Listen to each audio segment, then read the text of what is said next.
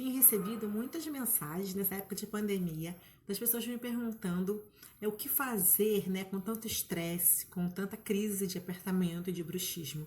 Gente, a toxina botulínica, ela também é utilizada para aliviar essas dores musculares em masseter. O que a gente vai fazer? A gente vai aplicar a toxina na região massetérica onde a gente faz o apertamento.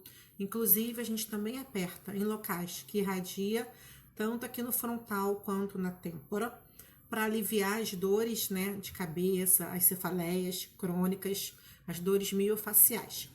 Então, a toxina ela é muito utilizada para crises crônicas de bruxismo e de apertamento, principalmente em momentos de estresse como estamos vivendo. A toxina pode ser utilizado em qualquer pessoa a partir dos 12 anos de idade. Crianças menos de 12 anos de idade, a gente dá uma dose reduzida, que é metade. A única contraindicação é quem é alérgico e as grávidas e quem está amamentando. Certo, gente? Então, para todos que me perguntaram se realmente o Botox é utilizado para bruxismo, sim, o Botox é utilizado para bruxismo e é ótimo.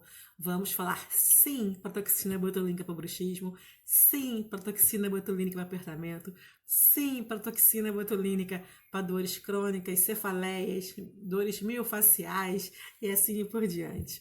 Vamos que vamos, gente.